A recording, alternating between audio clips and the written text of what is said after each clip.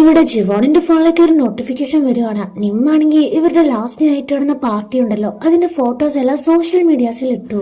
അതവൻ എത്ര സന്തോഷമായി എന്നറിയോ. ഫ്രണ്ട്സ് ഒന്നും അധികം ഇല്ലാതിരുന്നതാണ്, ഇപ്പൊ വൈബുള്ള 3 പേരെ കിട്ടി. സെയിം ടൈം തന്നെ നമ്മുടെ ഹാൻഡ് കോള് വരും. നീ എവിടെയാ, വരുന്നില്ലേ, ഞാൻ നിനക്ക് വേണ്ടി വെയിറ്റ് ചെയ്യാ. അയ്യോ ഞാൻ ദേ എത്തിന്ന് പറഞ്ഞ അവനാണെങ്കിൽ പെട്ടെന്ന് തന്നെ ഓടിപ്പോവും. അവൻ നേരെ പോകുന്നത് എങ്ങോട്ടാന്നറിയോ, ഹയാനിന്റെ കൂടെ ഡോക്ടറെ കാണാൻ. അവൾക്ക് കുറച്ച് ചെക്കപ്പ് ഒക്കെ ഉള്ളതുകൊണ്ട് ഹോസ്പിറ്റലിലേക്കാണ് വന്നിരിക്കുന്നത്. അത് കഴിഞ്ഞ് ഇറങ്ങി വരുമ്പോ ഹയാനും ചോദിക്കുകയാണ്, ഡാ ഞാൻ നിനക്ക് ശല്യൊന്നും ആയിട്ടില്ലല്ലോ, നീ ഫ്രീ ആയോണ്ട് തന്നെയല്ലേ എന്റെ കൂടെ വന്നേ? പിന്നല്ലാതെ ഞാൻ നിന്നോട് എന്തെങ്കിലും എക്സ്ക്യൂസ് പറഞ്ഞിട്ടുണ്ടോ? അത് കേൾക്കുമ്പോ ഹയാനാണെങ്കിൽ ഭയങ്കര സന്തോഷം. ഇപ്പൊ ബണ്ണിയുടെ ഒരു മെസ്സേജ് വന്നപ്പോ അവൻ വല്ലാതെ എക്സൈറ്റഡ് ആയിട്ട് പെട്ടെന്ന് തന്നെ റിപ്ലൈ കൊടുക്കുന്നത് കണ്ട്, എന്താണ് ഇത്ര സന്തോഷം? അത് ഞങ്ങളുടെ പ്രൊജക്ട് സക്സസ് ആയി എന്നൊരു മെസ്സേജ് വന്നു, അതിന്റെ സന്തോഷമാണോ അത് മെസ്സേജ് അയച്ച ആളെ കാണാനുള്ള തിടുക്കല്ലേ നിനക്ക്? സത്യം പറഞ്ഞോ? ഇവക്കറിയാം വന്നത് ബണ്ണിയുടെ മെസ്സേജ് ആയതുകൊണ്ടാണ് ഇവൻ ഇത്രയ്ക്ക് സന്തോഷിക്കുന്നതെന്ന്. പക്ഷെ ജിവോണല്ലേ, അവൻ ഇതുവരെ സമ്മതിച്ചിട്ടില്ല. അതുകൊണ്ട് എന്തേലൊക്കെ പറഞ്ഞ് വിഷയം മാറ്റും. ഇപ്പോ ഫെസ്റ്റിവലിന് വേണ്ടിയുള്ള ഒരു പ്രോഗ്രാമിന് വേണ്ടി കാർഡ്സ് എല്ലാം തന്നെ കട്ട് ചെയ്യലാണ് ഗ്രൂപ്പ് മെമ്പേഴ്സ്. അതായത് നമുക്ക് ഇഷ്ടമുള്ളവരോട് ഇഷ്ടം തുറന്നു പറയാനുള്ള നല്ലൊരു ബെസ്റ്റ് ഓപ്പർച്യൂണിറ്റി. ആരെയാണ് പ്രപ്പോസ് ചെയ്യേണ്ടേ, അവരുടെ പേരും പറയാനുള്ള കാര്യം എഴുതി തരണം. ഇവനാണെങ്കിൽ വലിയൊരു കൺഫെഷൻ ട്രീ പോലെ സെറ്റപ്പിലാക്കി സ്റ്റേജിൽ എല്ലാവരുടെയും മുന്നിൽ വെച്ച് ഓപ്പൺ ആയിട്ട് അത് വിളിച്ചു പറഞ്ഞ് എല്ലാവരെയും അറിയിക്കും. എനിക്കിങ്ങനെ പബ്ലിക്കായിട്ട് പറയുന്നതിനോട് തീരെ താല്പര്യമില്ലെന്ന് ഒരു കള് പറയുമ്പോ, അതെന്താ നല്ലതല്ലേ, അവർക്ക് നമ്മളോട് ഇഷ്ടമാണെന്നുള്ളത് ലോകം മൊത്തം അറിയിക്കണം. നല്ല ബെസ്റ്റ് ഫീലിംഗ് ആയിരിക്കും. ബണ്ണിയുടെ ആഗ്രഹം ഇയാൾ അടുത്തിരുന്ന് കേൾക്കുന്നുണ്ടല്ലോ, പബ്ലിക്കായിട്ട് പ്രപ്പോസ് ചെയ്യാൻ അവനും നല്ല ആഗ്രഹമുണ്ട്. അതിനെ കുറിച്ച് തന്നെയാണ് ചിന്തിക്കുന്നത്. ഈ ക്രിസ്മസ് നിന്റെ ഒപ്പം ആഘോഷിക്കാൻ എനിക്ക് ഇഷ്ടം എന്നൊരു നോട്ട് കയ്യിലിരിക്കുന്നുണ്ട്. അത് കൊടുത്താലോ വേണ്ടയോ എന്നിങ്ങനെ ആലോചിക്കുകയാണ്. അങ്ങനെ ബണ്ണിയും ഫ്രണ്ട്സും എല്ലാവരും ക്ലാസ് കഴിഞ്ഞ് വരുന്ന വഴിയാണ് ഒരു ഇൻസിഡന്റ് കാണുന്നത്. ഏതൊരു ലേഡി മറ്റൊരു ലേഡിയെ മുടിയൊക്കെ പിടിച്ചു വലിച്ച ആകെ സീൻ. നീയാണല്ലോ എന്റെ ഹസ്ബൻഡിനെ വളയ്ക്കാൻ നടക്കുന്നത്, നിനക്ക് വേറെ ആരും കിട്ടിയില്ലേ, എന്റെ ജീവിതം തകർത്താണോ നീ സന്തോഷിക്കുക? ശരിക്കും പറഞ്ഞത് ഇയോളിന്റെ അമ്മയാണ് അവന്റെ പ്രൊഫസറിനെ ഡേറ്റ് ചെയ്യുന്നതിന് അവന് വന്ന് വാൺ ചെയ്തതായിരുന്നല്ലോ. അത് കേൾക്കാത്തോണ്ട് ഇപ്പൊ പബ്ലിക്കായിട്ട് നാണം കെടുവാണ്. ബണ്ണി ഇത് കാണുന്നുണ്ട്. കയ്യാങ്കളി ആവുന്നതിന് മുന്നേ തന്നെ ഓടിച്ചെന്ന് പിടിച്ചു മാറ്റും. ആരാടി നിന്റെ ഹസ്ബൻഡിനെ വളച്ച്? അങ്ങേരാണ് എന്റെ അടുത്ത് വന്നത്, എന്നിട്ട് എന്നെ ഇപ്പൊ കുറ്റപ്പെടുത്തുവാണോ? ആ ലേഡിയാണെങ്കിൽ ഭയങ്കര കരഞ്ഞിട്ടാണ് സംസാരിക്കുന്നത്. നിനക്കൊരു നാണം പോലെ ഇല്ല തള്ള, വയസ്സായിട്ടും ചെറുപ്പക്കാരെ തന്നെ വേണം. ഈ ഒരു സീൻ കണ്ടോണ്ട് ഇയോളിപ്പൊ അങ്ങോട്ട് വരും. ആ ലേഡിയുടെ അടുത്ത് ചെന്ന് ഇവനാണെങ്കിൽ തല കുനിക്കും, എന്നിട്ട് സ്റ്റോറിയും പറയും. അവന്റെ ഫ്രണ്ട്സ്, ബണ്ണി, ബാക്കിയുള്ളവർക്കൊന്നും തന്നെ അറിയില്ലായിരുന്നു ഇത് അവന്റെ അമ്മയാണെന്ന്. സോ ഷോക്കായിട്ട് ഇങ്ങനെ നോക്കിക്കൊണ്ട് നിൽക്കുന്നുണ്ട്. അവൻ വേഗം തന്നെ അമ്മയെ പിടിച്ചു വലിച്ച് വേറൊരു സ്ഥലത്തേക്ക് മാറ്റി നിർത്തും. നിങ്ങൾക്കിനി മതിയായില്ലേ, എന്താ ചെയ്ത തെറ്റ് എന്ന് പോലും അറിയാതെയാണ് ന്യായീകരിക്കുന്നത്. പക്ഷെ ഇപ്പൊ പോലും ആ ലേഡി അയാളാണ് എന്റെ പുറകെ വന്ന്, ഞാൻ ഒരു തെറ്റും ചെയ്തിട്ടില്ല. ഇവനോട് ഇങ്ങനെ ഷൗട്ട് ചെയ്ത് സംസാരിക്കുമ്പോഴും അവൻ ഒന്നേ ചോദിക്കാനുള്ളൂ, ഒരല്പം പോലും നാണമില്ലേ? നിങ്ങൾ കാരണം എല്ലാവരുടെ മുന്നിൽ തല കുനിച്ചു കൊടുക്കുന്നത് ഞാനാ, അത് നിങ്ങൾക്കറിയോ? ഇവരോടൊന്നും എത്ര പറഞ്ഞിട്ട് ഒരു കാര്യമില്ലെന്ന് മനസ്സിലാവുമ്പോ ഇവനായി തന്നെ അവിടെ നിന്ന് പോവാണ്. നല്ല വിഷമമുണ്ട്. ഒരു സ്ഥലത്ത് പോയിരുന്ന ഒരുപാട് കാര്യങ്ങൾ ആലോചിക്കുകയാണ്. ആ ഒരു ടൈമിൽ ബണ്ണി എന്ത് വിചാരിച്ചു കാണും? എന്റെ പോലൊരവസ്ഥ വേറെ ആർക്കും കിട്ടിക്കാണില്ല. സെയിം ടൈം തന്നെ അവള് ഇയോളിനെ പറ്റിയാണ് ആലോചിക്കുന്നത്. അവൻ എന്തിനാ എല്ലാവരുടെ മുന്നിൽ വെച്ചാൽ ലേഡിക്ക് വേണ്ടി സോറി പറഞ്ഞത്? അവനോട് തന്നെ ചോദിച്ചറിയാന്ന് വിചാരിച്ച നേരെ ഇയോളിനെ പോയി കാണുവാണ്. അവനിപ്പോ എന്താ ചെയ്യാന്നറിയോ, ദേഷ്യം മൊത്തം ഒരു കൂൾ ഡ്രിങ്ക്സ് എടുക്കാനായിട്ട് ഒരു മെഷീനോട് തീർത്തോണ്ടിരിക്കുകയാണ്. ചവിട്ടി പൊളിക്കുന്ന ടൈം ബണ്ണി കാമായിട്ട് വന്ന് കൂളായിട്ട് ഒരു ഡ്രിങ്ക്സ് എടുത്തു കൊടുക്കും. അവളെ കാണുമ്പോഴാണ് ഇവന്റെ ദേഷ്യം എല്ലാം പോയി ഇവനെ ഒന്ന് തണുക്കുന്നത് തന്നെ. അവന്റെ ഫേസിലോട്ട് നോക്കുമ്പോ ആകെ അപ്സെറ്റ് ആണ്. അത് മാറ്റാൻ വേണ്ടി നീ എന്റെ ഒപ്പം 63 ബിൽഡിംഗിലേക്ക് വരുന്നുണ്ടോ? ഇപ്പോഴോ?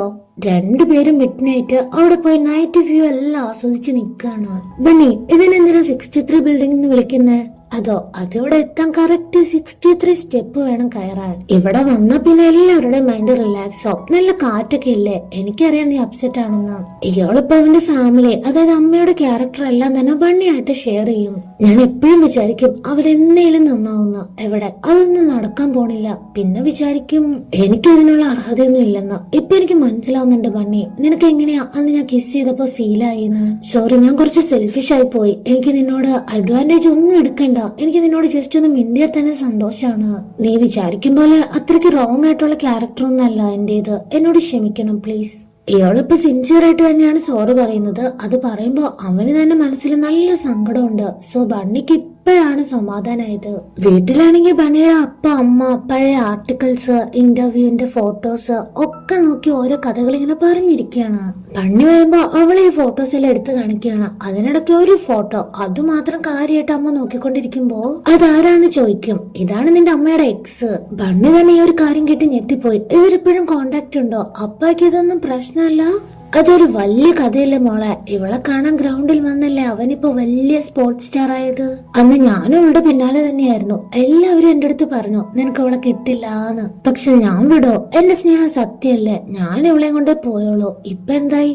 ഞങ്ങൾ ഇപ്പോഴും ഹാപ്പിയാണ്. ഇവര് തമ്മിലുള്ള സ്നേഹം കാണുമ്പോ ബണ്ണി റിയലൈസ് ചെയ്യുന്ന ഒരുപാട് കാര്യങ്ങളുണ്ട്. എല്ലാ എക്സിനോടും മോശമായിട്ട് തന്നെ പെരുമാറണ എന്നൊന്നും ഇല്ല. ചിലർക്കാണെങ്കിൽ ഫ്രണ്ട്സിനെ പോലെ അത് അക്സെപ്റ്റ് ചെയ്യാനും കഴിയും. കിട്ടിയത് നെക്സ്റ്റ് ഡേ കോളേജ് മൊത്തത്തിൽ ഫ്രണ്ട്സ് എല്ലാവരും ഭയങ്കര ഡിസ്കഷനിലാണ്. ഇന്നാണ് നമ്മുടെ മെയിൻ പ്രോഗ്രാം. സ്റ്റുഡന്റ് കൗൺസിലിൽ നിന്ന് ഇയാളിനെ മാത്രം കാണാത്തോണ്ട് ഫ്രണ്ട്സ് ഒക്കെ ചോദിക്കും അവനോട് പോയതാ. അവന് തീരെ സുഖമില്ല, പനിയാന്ന് തോന്നണേ. ബണ്ണി അത് കണ്ട് ഞെട്ടി. പനിയോ? ലിയാണെങ്കിൽ കുറച്ചും കൂടെ കൂട്ടി പറയും. അതെ അതെ, പനിച്ച് വരച്ച് ഒന്നും കഴിച്ചിട്ടില്ല, ഒറ്റയ്ക്കല്ലേ പാവം. അങ്ങനെ ലീ ഓരോന്നൊക്കെ പറഞ്ഞ് ബണ്ണിയുടെ കയ്യിൽ അവന് കഴിക്കാനുള്ള ഫുഡും മെഡിസിനും എല്ലാം തന്നെ കൊടുത്തുവിടും. ബണ്ണിക്ക് വീടൊന്നും അറിയില്ല. എന്നാലും ലീ പറഞ്ഞ അഡ്രസ് തിരക്കി പിടിച്ച് വീടെത്തി കോളിംഗ് ബെൽ അടിച്ചാ അവന്റെ വീടിന്റെ ഡോർ ഓപ്പൺ ചെയ്ത് വരുന്നത് നമ്മുടെ ഹാനും. ഇവളെന്താ ഇവിടെ? ഷോക്കായി നോക്കി നിൽക്കുമ്പോ ഹാനും പറയാണ് അവൻ ഉറങ്ങി, ഇനി ഞാൻ വിളിച്ചുണർത്തണോ? ബണ്ണി ഫുഡെല്ലാം കൊടുത്ത് വേഗം തന്നെ പോവാൻ നോക്കാണ്. ഹാനാണെങ്കിൽ ഇയാളുടെ എക്സ് ആയിരുന്നല്ലോ. അവൻ പനിയായി കിടന്നുറങ്ങിയ ടൈമിൽ പഴയ പാസ്വേഡ് ഓർത്തെടുത്ത് കയറി വന്നതാണ്. അതും ഇയാള് പോലും അറിഞ്ഞിട്ടില്ല. ഉറക്കത്തിൽ നിന്ന് എഴുന്നേക്കുമ്പോ അവിടെ ഇവളെ കണ്ട അവൻ ഞെട്ടിപ്പോവും. നീ എന്താ ഇവിടെ? നിന്നെ കാണാൻ ഞാൻ എത്ര ടൈം കോൾ ചെയ്തു, മെസ്സേജ് അയച്ചു, ഒന്നിനും നീ റെസ്പോണ്ട് ചെയ്തിട്ടില്ല. അവിടെ ഫുഡെല്ലാം ഇരിക്കുന്നത് നോട്ട് ചെയ്യുമ്പോ ഹാൻ ബണ്ണി വന്നു, അവന് ഫുഡായിട്ട് വന്നു എന്നൊന്നും പറയാതെ ഇത് നിന്റെ ഒരു ഫ്രണ്ട് കൊണ്ടേ തന്നതാ എന്ന് മാത്രമേ പറയുന്നുള്ളൂ. ഇയാളെന്താ വിചാരിക്കുക അത് ലീ ആണെന്നല്ലേ? നിന്നോട് ഞാൻ പറഞ്ഞതല്ലേ എന്റെ ക്ഷമ പരീക്ഷിക്കരുതെന്ന്. വേഗം പോവാൻ നോക്ക്. എനിക്ക് നിന്നെ ഇപ്പൊ കാണുന്നത് തന്നെ വെറുപ്പായി. എത്ര നാൾ എന്നെ ഇങ്ങനെ നീ അകറ്റി നിർത്തും? എനിക്ക് എന്റേതായ കാരണങ്ങളുണ്ട്, അത് നീ മനസ്സിലാക്ക പ്ലീസ്. അതിന് ഞാനെന്ത് വേണം? നീ എടുത്ത തീരുമാനം നീ തന്നെ അനുഭവിക്കണം. ഇപ്പൊ പോലെ ഹാനാണെങ്കിൽ നീ ഡോക്ടറെ കണ്ട് മെഡിസിൻ വാങ്ങണം, ഫുഡ് നന്നായിട്ട് കഴിക്കണം, റെസ്റ്റ് എടുക്കണം എന്നൊക്കെ വളരെ കെയറിംഗ് ആയിട്ട് പറഞ്ഞാണ് ഇറങ്ങി പോകുന്നത്. ഇയാളിന് അതെങ്ങനെയാ ഫീൽ ആവുക? ഇപ്പൊ ബണ്ണി ഇയാളും തമ്മിൽ ലാസ്റ്റ് ചാറ്റ് എല്ലാം നോക്കിയിരിക്കുകയാണ്. ഇതുവരെ റിപ്ലൈ വന്നിട്ടില്ല. ഞാൻ അവിടെ ചെന്നു എന്ന് പറഞ്ഞിട്ട് പോലും അവൻ എന്നെ തിരിച്ചൊരു കോള് പോലും ചെയ്തിട്ടില്ലല്ലോ. അതില് ഡസ്റ്റ് അടിച്ചിരിക്കുമ്പോഴാണ് അപ്പ വരുന്നത്. മോള് ഫുഡ് കഴിച്ചായിരുന്നോ? അപ്പൊ ബണ്ണിയാണെങ്കിൽ അപ്പയുടെ അമ്മയുടെ എക്സിനെ പറ്റി ചോദിക്കുകയാണ്. അപ്പക്ക് ഇതൊരു വിഷയമേ അല്ല. അങ്ങനെ ചോദിച്ചാ പിന്നല്ലാതെ അവൾക്ക് എന്നെക്കാളും ബെറ്റർ അവളുടെ എക്സ് തന്നെയായിരുന്നു. ഞാൻ നോക്കുന്നതിനേക്കാൾ കാര്യമായിട്ടാണ് അവൻ നോക്കുക. ഇവളും അവനും തമ്മിലുള്ള റിലേഷൻഷിപ്പിന്ന് ഞാൻ മനസ്സിലാക്കിയിട്ടുള്ള കാര്യമാണ്. പിന്നെ എനിക്ക് അവളെ അത്രയ്ക്ക് ഇഷ്ടമായിരുന്നില്ലേ, അതുകൊണ്ട് ഞാൻ ഇങ്ങനെ ക്വിറ്റ് ചെയ്യാ. അവളെ കൊണ്ട് ഞാൻ വന്നുള്ളൂ. ബണ്ണിക്ക് അത് കേൾക്കുമ്പോ ഭയങ്കര റിലീഫായി. എക്സ് വന്നാലും പോയാലും സ്നേഹം സത്യമാണെങ്കിൽ അതൊന്നും തന്നെ നമ്മളെ അഫക്ട് ചെയ്യില്ല. നൈറ്റ് ലീനെ കാണുമ്പോഴാണ് അവൻ പറഞ്ഞപ്പോഴാണ് ഇയാൾ അറിയുന്നത് ഉച്ചക്ക് ലഞ്ച് തരാൻ വേണ്ടി ബണ്ണി നിന്റെ വീട്ടിൽ വന്നിട്ടുണ്ടായിരുന്നു എന്ന കാര്യം. അത് കേൾക്കുമ്പോഴേ ഇയാളിനൊരു ഷോക്ക്. പിന്നെ ഒന്നും ആലോചിച്ചില്ല. ഒരൊറ്റ സെക്കൻഡ് പോലും പാഴാക്കാതെ ഒരൊറ്റ ഓട്ടമായിരുന്നു. ബണ്ണിയുടെ അടുത്തേക്കാണ് പോകുന്നത്. പക്ഷെ ഫ്രണ്ട്സ് അവനെ തടഞ്ഞു നിർത്തും. ഞാൻ നിക്കട, പ്രോഗ്രാം സ്റ്റാർട്ട് ആവാറായി, ക്യാമറമാൻ ഇല്ലാതെ എങ്ങനെയാ? അങ്ങനെ പോവാൻ പറ്റാത്തൊരു സിറ്റുവേഷൻ ആയതുകൊണ്ട് അതിൽ ഡസ്റ്റ് പഠിച്ചിരിക്കുകയാണ്. ഈ ഒരു ടൈം ബണ്ണി ജിവോന്റെ അപ്പാണ്. അവനോട് ആർട്ട് ഡിപ്പാർട്ട്മെന്റിലെ സ്പെഷ്യൽ പ്രോഗ്രാംസിനെ പറ്റി ഒക്കെ എക്സ്പ്ലെയിൻ ചെയ്ത് പറഞ്ഞു കൊടുക്കും. ദേ ഈ ട്രീ കണ്ടോ, ഇതാണ് കൺഫെഷൻ ട്രീ. എന്തേലും പ്രണയോ അല്ലെങ്കിൽ ലവ് ലെറ്ററോ ആരെങ്കിലും അറിയിക്കണമെങ്കിൽ ഇതിൽ എഴുതി വെച്ചാൽ മതി. ജിവോണാണെങ്കിൽ ഇതെല്ലാം കേട്ട് ചിരിച്ചുകൊണ്ട് ആ ഒരു ട്രീ നോക്കി പോവും. അവൻ ഇതൊക്കെ ഫസ്റ്റ് ടൈം ആയിരുന്നു. ഇതെല്ലാം തന്നെ ആ സ്പോർട്സ് പ്ലെയർ ആയിട്ടുള്ള ചെക്കനുണ്ടല്ലോ, അവനെല്ലാം തന്നെ വാച്ച് ചെയ്യുന്നുണ്ട്. ബണ്ണിനെ കാണുന്നുണ്ട്. ഇയോള് ഒന്ന് മിണ്ടാൻ പോലും പറ്റാതെ അത്രയും അകലത്ത് നിൽക്കുകയാണ്. പോരാത്തതിന് തന്നെ വർക്കും. ആങ്കറായിട്ട് വരുന്നത് വേറെ ആരുമല്ല, നമ്മുടെ ഹാൻ. അവളെ വായി നോക്കാനും ഒരുപാട് ഫാൻസ് ഉണ്ട്. മൈക്ക് ശരിയല്ലാത്തോണ്ട് ഇയാളാണെങ്കിൽ ഹാനിനെ വിളിക്കുവാണ്. എന്റെ മൈക്ക് സ്റ്റാർട്ട് ആവുന്നില്ല, ഒന്ന് ശരിയാക്കി തരാവോ?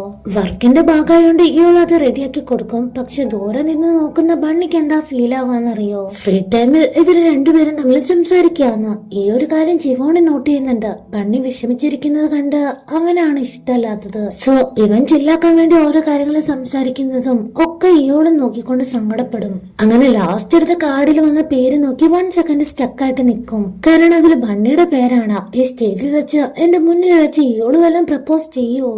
ടെൻഷൻ അടിച്ച് ഇയോളിനെ ഒന്ന് നോക്കിയാ അവൻ അവന്റെ വർക്കിൽ കുറച്ച് ബിസിയാണ്. സോ ധൈര്യമായിട്ട് തന്നെ ബണ്ണിയുടെ പേര് വിളിക്കും. ഈ ക്രിസ്മസ് നിന്റെ ഒപ്പം സെലിബ്രേറ്റ് ചെയ്യാൻ ഞാൻ ആഗ്രഹിക്കുന്നു. ഇതാണ് ആ നോട്ട്. ബണ്ണിനോട് സ്റ്റേജിൽ വരാൻ പറയുമ്പോ ഫ്രണ്ട്സും തള്ളിവിടും. ഇയോളിന്റെ ഫേസ് കണ്ടാലേ അറിയാം അത് എഴുതിയത് അവനല്ലെന്ന്. പക്ഷെ ബണ്ണിക്ക് അത് അവനായിരിക്കും. സ്റ്റേജിൽ വരും, ഓപ്പൺ ആയിട്ട് ഇഷ്ടം പറയും എന്ന് തന്നെയാണ് വിശ്വാസം. സോ ഇയോളിനെ നോക്കുകയാണ്. പക്ഷെ കുറച്ചു സമയം കഴിഞ്ഞിട്ട് അവനെന്നല്ല ആരും തന്നെ സ്റ്റേജിലേക്ക് വരുന്നില്ല. ക്ലാസ്മേറ്റ് എല്ലാം തന്നെ കളിയാക്കാൻ തുടങ്ങി. ബണ്ണി സ്റ്റേജിൽ നിന്ന് വേർത്തു തുടങ്ങി. അങ്ങനെ പതറി നിൽക്കുന്ന ടൈമിൽ ഒരാൾ അങ്ങോട്ട് വരുവാണ്. ബണ്ണി ഒട്ടും തന്നെ എക്സ്പെക്ട് ചെയ്യാത്ത ഒരാള്. വേറെ ആരുമല്ല, ജീവോൺ. അത്രയും കോൺഫിഡന്റ് ആയിട്ട് തന്നെയാണ് അവൻ സ്റ്റേജിലേക്ക് വരുന്നത്. ആരെ കുറിച്ച് ഓർത്തും ഒരു ടെൻഷനും ഇല്ലാതെ ലൈറ്റ് ആയിട്ട് സ്മൈല് കൊടുത്ത് പബ്ലിക്കിന് മുന്നിൽ വന്ന് നിൽക്കുമ്പോ ഏറ്റവും കൂടുതൽ റിഗ്രറ്റ് ചെയ്യുന്ന ആരാന്നറിയോ? നമ്മുടെ ഇയോള്. 10 മിനിറ്റ് ഐ കോണ്ടാക്ട് ഉണ്ട് അടുത്തത്. ആ ഒരു ടാസ്ക് ചെയ്യുമ്പോ ജിവോൺ ആണെങ്കിൽ കൂളായിട്ട് ബണ്ണിയുടെ കണ്ണിൽ ഇങ്ങനെ നോക്കിക്കൊണ്ട് നിൽക്കും. നിമ്മക്ക് ഒരുമാതിരി ഷോക്കിലാണ്. ലവ് ഫീലിൽ ആദ്യമായിട്ട് ജിവോണിനെ ബണ്ണി നോക്കുന്നത്. ഇതെല്ലാം തന്നെ ഇയോള് കാണുന്നുണ്ടോന്ന് ഹാനാണെങ്കിൽ ഇടക്കിടക്ക് നോക്കി ഉറപ്പും വരുത്തും. അവൾക്കൊരു സമാധാനം കിട്ടണ്ടേ. ഇതാണ് ആ പ്രോഗ്രാമിൽ സംഭവിച്ചത്. ആ ഒരു ഇൻസിഡന്റിന് ശേഷം ഇവര് രണ്ടുപേരും ഒരുമിച്ച് നിൽക്കുന്നത് കാണുമ്പോഴേ ഫ്രണ്ട്സ് ഭയങ്കര ടീസിംഗ് ആണ്. ജിവോൺ, നീ എന്തെങ്കിലും സ്റ്റേജിൽ വന്ന് നീ അങ്ങനെ വരാൻ എന്തെങ്കിലും റീസൺ ഉണ്ടോ? പിന്നല്ലാതെ ആ കാർഡ് എഴുതിയത് ഞാനോ? സത്യമാണോ എന്ന് ഇവള് ക്യൂരിയസ് ആയിട്ട് ചോദിക്കുമ്പോ ജിവോൺ സൈലന്റ് ആയിട്ട് ഒരു സ്മൈല് മാത്രമേ കൊടുക്കൂ. ഇവിടെ ഇയോളാണെങ്കിൽ ഇപ്പൊ ഹാനിന്റെ അടുത്ത് ഭയങ്കരമായിട്ട് ദേഷ്യപ്പെടുവാണ്. എന്റെ വീട്ടിൽ ബണ്ണി വന്ന കാര്യം നീ എന്തുകൊണ്ടാ പറയാതിരുന്നേ? ഇയോൾ നിന്റെ ഫ്രണ്ട് വന്നോന്ന് ഞാൻ ഓൾറെഡി പറഞ്ഞായിരുന്നല്ലോ എന്ന് ഹാനിന്റെ ഓരോ എക്സ്ക്യൂസ് കേട്ട് അവന് തന്നെ മതിയായി തുടങ്ങി. അതിലൊരു കലിപ്പായിട്ട് നിൽക്കുമ്പോഴാണ് ജിവോൺ വരുന്നത്. നീ സ്റ്റുഡന്റ് കൗൺസിലൊന്നും ഇല്ലല്ലോ, പിന്നെ എന്തിനാ ഇവിടെ കിടന്ന് കറങ്ങുന്നേ? അപ്പൊ അവൻ സിമ്പിൾ ആയിട്ട് പറയും, ബണ്ണിനെ ഹെൽപ്പ് ചെയ്യാൻ. അല്ലാതെ എന്താ? ഓ, ആ കാർഡ് നീ എഴുതിയതല്ലെന്ന് എനിക്കറിയാം, പിന്നെന്തിനാ നീ സ്റ്റേജിൽ കയറി അത്രയും പെർഫോമൻസ് നടത്തിയ? ജിവോൺ ആദ്യമായിട്ട് ഇപ്പൊ ഇയോളിന്റെ അടുത്ത് റൂഡായിട്ട് സംസാരിക്കും. ഞാൻ എഴുതിയതല്ലേ? അത്ര ഉറപ്പാണെങ്കിൽ പിന്നെ നീയാണ് എഴുതിയത്. ആണേലും പറയണ്ട, പറയാൻ നിനക്ക് ധൈര്യമൊന്നുമില്ലല്ലോ. അങ്ങനെ ഉണ്ടായിരുന്നെങ്കിൽ സ്റ്റേജിൽ നീ വരുമായിരുന്നല്ലോ. ഇയോളിനെ നോക്കി ഒരുപാട് പുച്ഛിക്കുമ്പോ നീ ബണ്ണിയുടെ ജസ്റ്റ് ഒരു ഫ്രണ്ട് മാത്രമാണ്. അവൾ അങ്ങനെ നിന്നെ കാണുന്നുള്ളൂ. അത് നീ മനസ്സിലാക്കിക്കോ. അങ്ങനെ കണ്ടോട്ടെ, നിനക്ക് കറേജ് ഇല്ലാത്തവനല്ലേ. നിന്നെ പോലെ ഒരുത്തനായിട്ട് ബണ്ണി ഇങ്ങനെ റിലേഷൻഷിപ്പ് ആവുന്നത് എനിക്ക് തീരെ ഇഷ്ടമല്ല. അതുകൊണ്ട് തന്നെ ഞാൻ സ്റ്റേജിലേക്ക് വന്നത്. അവൾക്ക് വേണ്ടിയിട്ടാണെങ്കിൽ ഞാൻ ഇനിയും വരും. ഇയോൾ ഇതെല്ലാം കേട്ട് വന്ന ദേഷ്യത്തില് നേരെ ബണ്ണിയുടെ അടുത്ത് പോയി, എനിക്ക് നിന്നോട് സംസാരിക്കാനുണ്ട്, നീ ഫ്രീ ആകുമ്പോ എന്നെ അറിയിക്കണം. അങ്ങനെയായിട്ട് വീടെത്തി ബണ്ണി വിളിക്കുന്നു വിചാരിച്ച അവളുടെ അടുത്ത് നിന്ന് ഒരു റെസ്പോണ്ട് ഇല്ല, കോളില്ല, മെസ്സേജ് ഇല്ല. ജിവോൺ പറഞ്ഞില്ല അവന് ധൈര്യമില്ല, കറേജ് ഇല്ല എന്നൊക്കെ. ആ ഒരു വേർഡിങ്സ് അവൻ എത്ര ഹേർട്ടായിന്നറിയോ. അങ്ങനെ ആകെ മൊത്തം ഷോക്ക് അടിച്ചിരുന്നാണ് ആ ഒരു നൈറ്റ് തള്ളി നീക്കുക.